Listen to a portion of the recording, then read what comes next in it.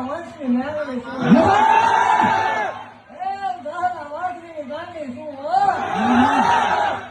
ગાના વાંસની મેળવી છું હો એવું ત્રીજી વખત જાહેર બોલું છું ગાના વાંસની હું જગતમાં બોલી ત્યાં સુધી જાહેર બોલી